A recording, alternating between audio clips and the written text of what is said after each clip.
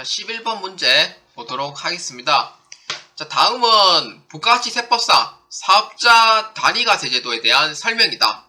가장 틀린 것은 입니다. 자, 1번 부터 보도록 할게요. 그 전에 사업자 단위과세 제도를 이제 먼저 한번 설명해 보도록 할게요. 자, 주사업장 총괄납부인 경우에는 주사업장 총괄납부는 이제 A하고 B하고 C가 있으면은 주사업장 총괄납부 제도는 어떻게 되냐면은 사업자 번호는 다 각각이에요. 사업자 번호는 각각입니다. 사업자 번호는 각각인데, 자, 신고는 각각이에요. 신고 각각인데, 납부는 이제 주사업장 이제 총괄 납부를 하는 데 있죠. 여기서 이제 납부를 합니다. 신고도 각각하지만 납부는 주사업장 총괄 납부에서 신청한 곳에 납부를 해요. 그러니까 여기를 납부를 하겠다 그러면은 신고는 각자는 하는데 납부는 합산해가지고 한 번에 납부를 다 합니다. 이게 바로 주사업장 총괄 납부에 대한 내용이고요. 사업자 단위과세 제도는 어떤 거냐면은 A하고 B하고 C가 이렇게 있으면은, 자, A하고 B가 C가 있으면은 일단 사업자는 하나로 돼요.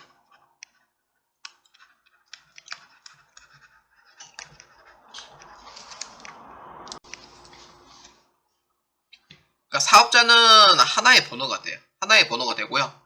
게다가 신고 납부도 이제 주 본점에서 다 합니다. 본점에서 다 하고요. 그래서 각각에 대한 신고는 없어요. 그렇기 때문에 사업자 번호가 하나로 묶여져 있는 부분이기 때문에 신고 납부는 그 한 번에 다 합니다. 어디서? 본점에서 다 한 번에 납부를 해요. 그래서 이게 주사업장 총괄 납부하고 사업자 단위과세 제도에 대한 차이점입니다.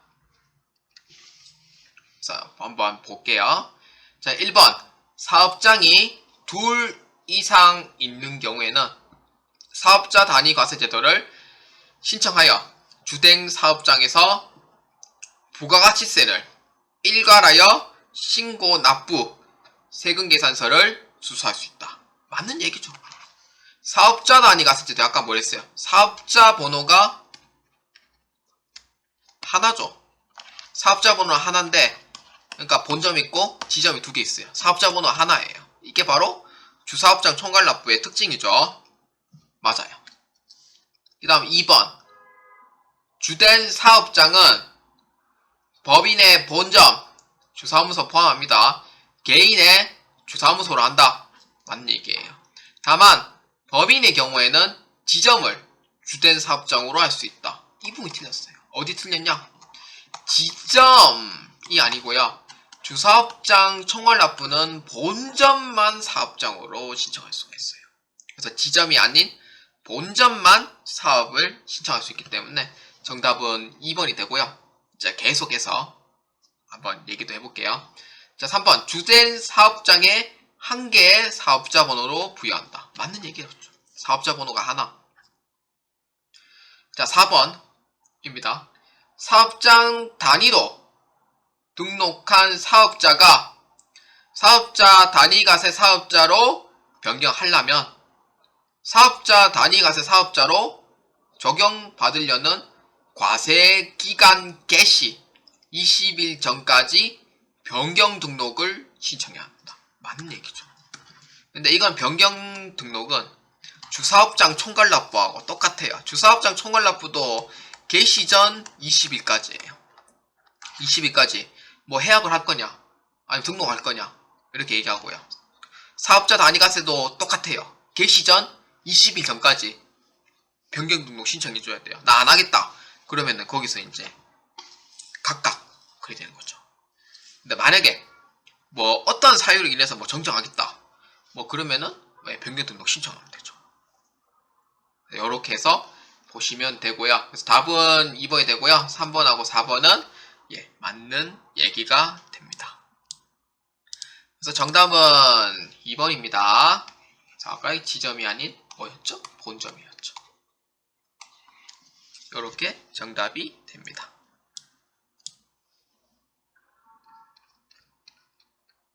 자, 그 다음 이제 12번 보도록 하겠습니다.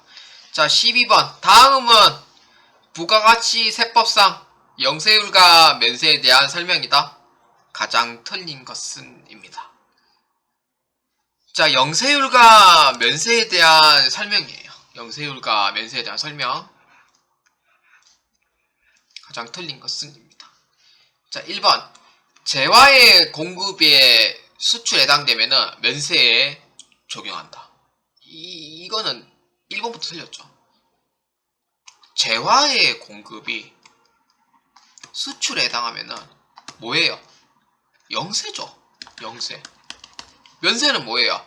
면세는 내수에 해당이 되지만 주로 이제 생활 필수품이라든지 아니면 후생 용역이라든지 우리의 그 서민들이 10%의 부가세는 상당히 부담스러울 수도 있어요. 그렇기 때문에 이러한 부분에서는 세금을 면제하는 게 있습니다. 면제하는 거. 그게 바로 뭐냐?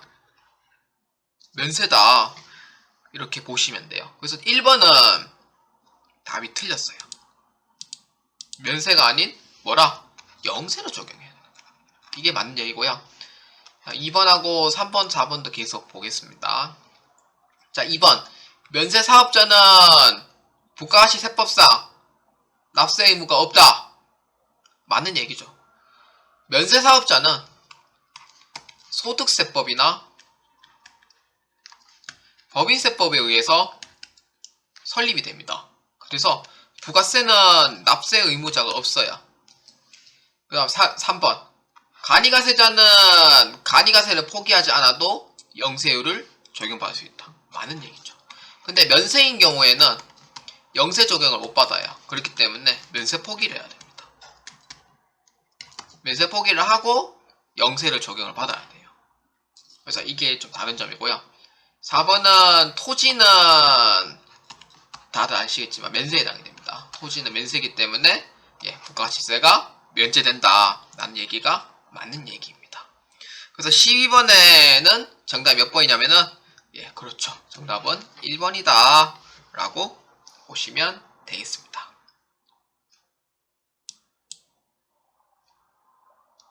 자, 다음 13번 문제입니다.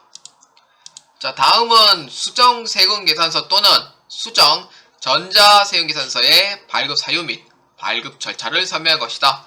가장 틀린 것은 입니다. 보기만 해도 싫죠. 저도 보기만 해도 싫긴 싫어요. 이게 R을 천천히 봐야 됩니다. 천천히 봐야지 답을 찾을 수가 있어요.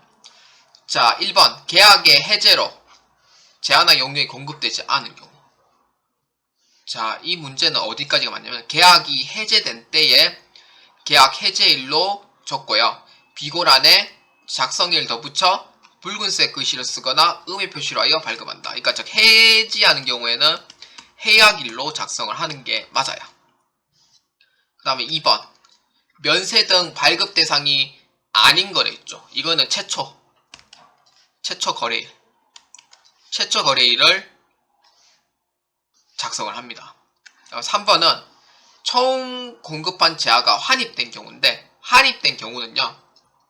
최초 거래일이 아니에요. 근데 이 문제에서는 세금계산서를 작성한 날로 작성일을 줬고 라고 되어 있죠. 최초 거래일이 아니고요. 이거는 환입된 날로 봐야 돼요. 환입된 날로 봐야 됩니다. 환입된 날로. 그래서 답은 3번이 되고요. 4번은 착오로 전자세금계산서를 이중 발급한 경우에는 최초 발행이 있죠. 최초 발행이. 최초 발행이 중에서 그 이중으로 돼 있으니까 한 개를 그냥 없애주면 돼요. 그래서 4번은 맞다. 이렇게 보시면 됩니다.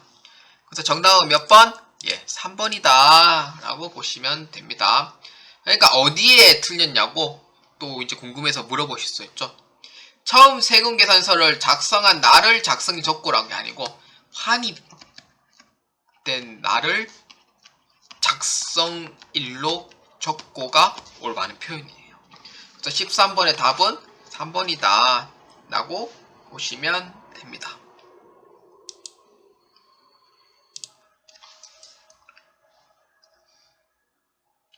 자, 14번 보도록 하겠습니다. 다음은 소득세법상 납세 의무자에 관한 설명이다. 가장 틀린 것은 입니다. 14번하고 15번은 소득세법에 해당이 됩니다. 자, 그래서 한번 보도록 하겠습니다. 자, 1번. 외국을 항행하는 선박 또는 항공기 승무원의 경우 생계를 같이 하는 가족이 거주하는 장소 또는 승무원이 근무 기간 외의 기간 중 통상 체재하는 장소가 국내에 있을 때는 승무원의 주소는 국내에 있는 것으로 본다. 이게 맞는 얘기예요. 그러니까 이 얘기는 뭐냐면은 그냥 긴데 그냥 간단히 생각하면 돼요. 자, 비행기가 이렇게 있으면요. 자, 비행기가 있으면은 인천에서 이제 뭐 로스앤젤레스까지 간다고 쳐요. 그러면 승무원도 같이 가겠죠. 로스앤젤레스까지. 승무원도 같이 가요. 물론 이제 12시간 이상 비행을 하기 때문에 비행기도 잠시 쉬었다가 다시 또 인천으로 또 출발해야 되겠죠. 그래서 뭐 저도 이제 뭐 비행기 잘 안 타봤지만 뭐 하루 머물 수도 있고 이틀을 머물 수도 있어요. 그러면 하루 이틀 머무르는데 그럼 이거는 말 비거주자냐? 그렇지가 않다는 거죠. 그러니까 왜냐하면 체재하는 곳이 국내에 있을 때는 국내에 있는 곳으로 봐요. 그러니까 인천에서 뭐 LA까지 로스앤젤레스까지 승무원이 같이 따라가죠. 같이 따라가서 하루 이틀 뭐 LA에서 거주를 했다. 근데 그거는 하루 이틀 가지고는 그 국외에 있다고는 보지는 않고요. 체재하는 장소가 본인의 이제 사는 곳이 한국에 있다면은 그 한국에 있는 그 장소를 이제 국내에서 있다고 보는 거예요. 자, 그 다음 2번. 국내에 거소를 둔 기간은 입국하는 날에 다음 날부터 출국하는 날까지를 봐요. 맞는 얘기예요. 국내에 거소를 두면요. 입국하는 날로부터 12월 31일까지를 보고요. 근데 만약에 출국을 한다 하면은 1월 1일부터 출국하는 날까지 이렇게 봐요. 그래서 2번은 맞는 얘기고요. 3번은 거주자란 국내에 주소를 두거나 183일 이상의 거소를 둔 개인을 말한다. 맞는 얘기죠. 이거는 딱히 설명할 부분이 없어요. 그래서 네, 맞는 얘기가 되고요. 4번.